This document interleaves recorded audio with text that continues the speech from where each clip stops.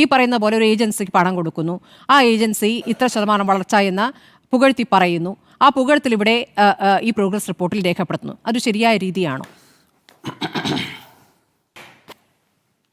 താങ്കൾ പറയുന്നത് ശരിയായ വസ്തുതയല്ല. ജിനോമിന്റെ റിപ്പോർട്ടിനെ അടിസ്ഥാനമാക്കി മാത്രമല്ല ഇത് പറയുന്നത്, ഇവിടെയുള്ള കണക്കുകളാണ് പറയുന്നത്. ഈ നാട്ടിൽ ആധികാരികമായിട്ടുള്ളത് ഇത് നിങ്ങൾ കാണേണ്ടത്, ഇത് ഇപ്പോൾ ഈ പ്രോഗ്രസ് റിപ്പോർട്ടിൽ മാത്രമല്ല ഈ കണക്കുകൾ ഉള്ളത്. രേഖകൾ പരിശോധിക്കാൻ കഴിയുന്ന ഒരാളാണ് എന്നുള്ളത് കൊണ്ട് ഈ കഴിഞ്ഞ മാർച്ച് മാസം 1-ാം തീയതിയാണ് കേരള ഗവൺമെന്റിന്റെ ബജറ്റ് അവതരിപ്പിച്ചത്. ആ ബജറ്റിന്റെ രേഖകളിൽ അതിന്റെ ഭാഗമായിട്ട് നിയമസഭയിൽ കൊടുത്തിട്ടുള്ള എക്കണോമിക് റിവ്യൂ, ആ എക്കണോമിക് റിവ്യൂ റിപ്പോർട്ടിൽ സ്റ്റാർട്ടപ്പുകളെ കുറിച്ച് പറയുന്ന ഭാഗം, അവിടെയെല്ലാം ഈ കണക്കുകളുണ്ട്. ഇത് ആധികാരികമായ കണക്കായതുകൊണ്ടാണല്ലോ അതിൽ വന്നിട്ടുള്ളത്. താങ്കൾ ചോദിച്ചത് എവിടെ കണക്ക് എന്നാണ്, എവിടെ രേഖ എന്നാണ്. നിയമസഭയിൽ സർക്കാർ അവതരിപ്പിച്ച 2 രേഖകൾ, ഒന്ന് ബജറ്റ് രേഖ, ബജറ്റിന് മുമ്പായി അവതരിപ്പിക്കുന്ന നമ്മുടെ സ്റ്റേറ്റ് പ്ലാനിംഗ് ബോർഡ് തയ്യാറാക്കുന്ന കേരള എക്കണോമിക് റിവ്യൂ, ഇതിൽ 2ലും പറഞ്ഞ കണക്കുകൾ തന്നെയാണ് ഇപ്പോൾ 2 മാസം കഴിഞ്ഞപ്പോൾ പ്രോഗ്രസ് റിപ്പോർട്ടിലും വന്നിട്ടുള്ളത്.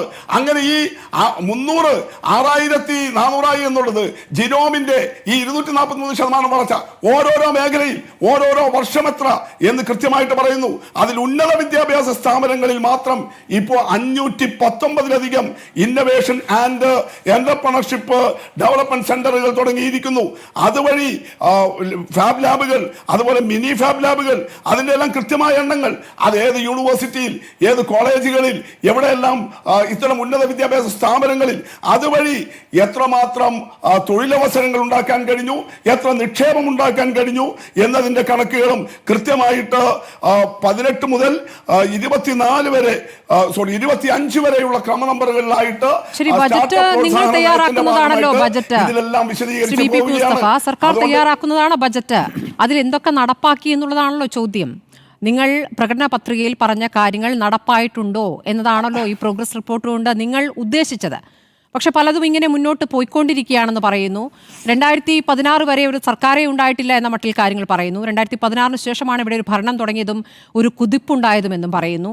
നവകേരളത്തിലേക്ക് വളരെ വേഗത്തിൽ പാഞ്ഞുകൊണ്ടിരിക്കുകയാണെന്ന് പറയുന്നു. അങ്ങനെ പാഞ്ഞുകൊണ്ടിരിക്കുന്നതിനിടയിൽ ഏജൻസികൾക്ക് പണം കൊടുത്ത് പറയിപ്പിച്ച കാര്യത്തെക്കുറിച്ചാണ് ഞാൻ ചോദിച്ചത്.